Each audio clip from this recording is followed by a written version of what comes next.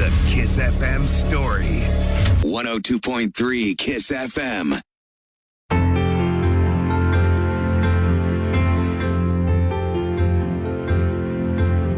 Rwaka ni ku mugoroba ari kureba kuri telefone ye akareba kaga tracking device ye yashyize mu modoka ya Gatesi.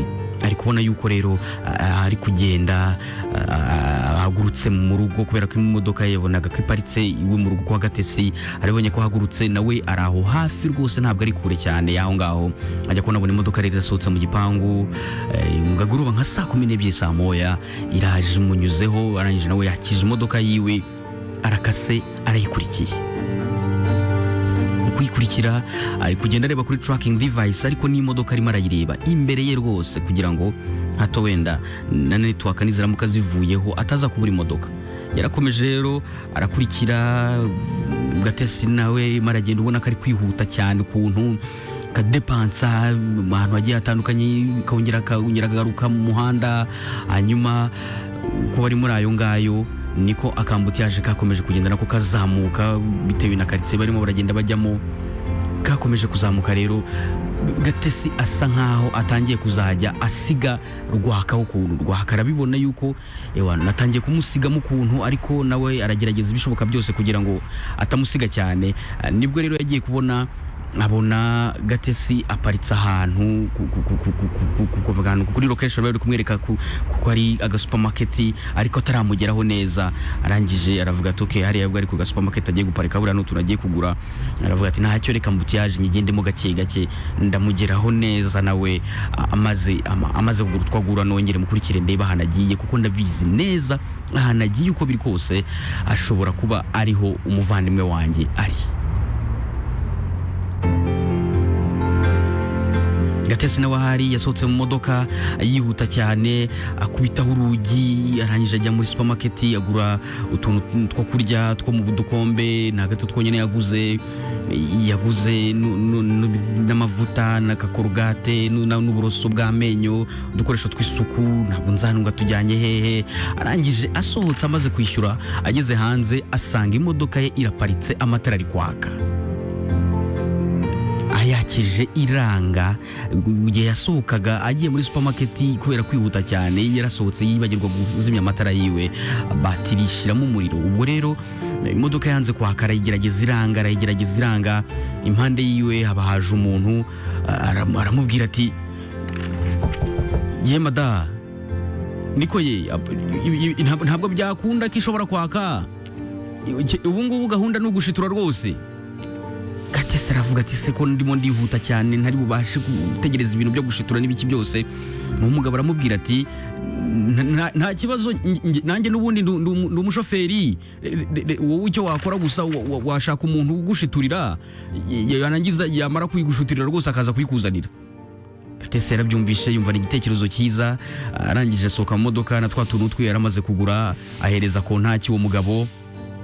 Aramubwira ati munshakira umuntu rero baze banshiturira nimara kunshiturira imodoka uyinzanire ndakurangiraho ndabandi rwose nta kibazo ndaza no kukwishyura neza. Gatesi yahise afata taxi voiture aho ngaho hafi aratega aragenda. Nyuma Rwaka akimara kurenga neza Rwaka nawe nibwo yageze aho ngaho asanga imodoka ya Gatesi iraparitse aho ngaho. Asanga hari umugabo uyihagaze impande ariko nyine ategereza ko Gatesi azawe wenda agiye muri supermarket aramubura burundu pe. Aramutegereza aramubura rwose kugeza ubwo yabajije atari ko nyiri imodoka ari hehe. Uwo mugabo aramubwira ati nyiri imodoka yagiye imodoka ye yapfuye dutegereje umuntu uza akazumukanishi agadushiturira no batiri ko yashizemo umuriro. Undi aramubwira ati okay ati nta kibazo noneho ngiye ndi musaza we nuko ndi kumuhamagara kuri telefone ntayifate ariko none natwe tugiye hamwe ntacyo wowe icyo wakora gusa wamara kwishitura twarangiza tukajyana.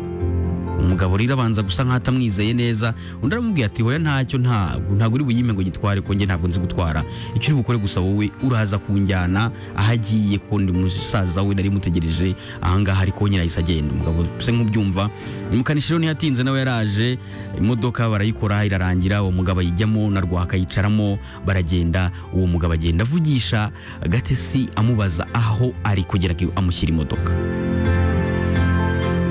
Gatesi rero yamuhaye location kuri WhatsApp aramubwira ngo aha niho ndi. Akimara kuyimuha Rwaka ntiyatinzemo rwose, yahise afata akantu kameze nk'akakizimyamwoto gatoya kari munsi y'intebe, agakubita uwo mugabo mu mutwe. Uwo mugabo ahita asa nk'utaye ubwenge, tutari kureba neza. Imodoka isa nkaho itangiye no kwinyeganyeza ku ruhande, ukuntu isa nkaho igiye gusa nkaho igiye kugwa mu muhanda. Rwaka arayigarura, bashaka kurwanira vora, ibibazo bikomeye cyane aho ngaho. Umugabo imbaraga ziranga, Rwaka arakomeza mwaka vora, bagenda bavuza n'amahoni menshi cyane mu muhanda. Sinzi ukuntu Rwaka yakinguye umuryango w'imodoka w'uwo muntu, yagiye kumuta hanze. Undi aramubwira ati mbabarira winjugunya hanze, mbabarira winyica rwose. Undi aramubwira ati parika rero niba udashaka kugira ngo ibibazo bivuke. Umugabo yafashe feri, arimo arava amaraso menshi. Rwaka aramubwira ati icyo ngusaba ni kimwe, sohoka muri iyi modoka umereze iyo telefone yawe irimo location, ibindi bindekere. Umugabo rero kubera ubwoba bwinshi yatanze telefone, na nyuma Rwaka yinjira mu modoka ari kureba kuri location, arimo arareba ahantu Gatesi agiye. Ahantu Gatesi ari aragenda agerayo, abona ni ikintu cy'ikizu kitarimo abantu. Aravuga ati se nakwinjiramo nkasangamo imbere harimo abagabo bigeze kunkubita ubushize.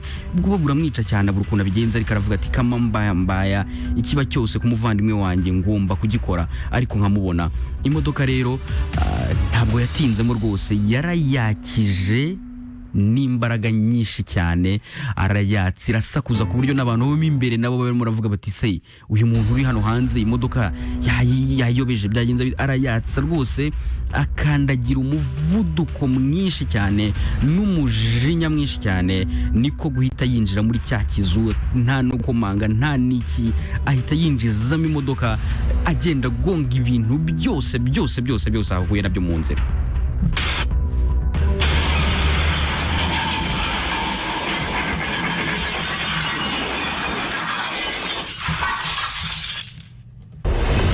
Kiss FM story.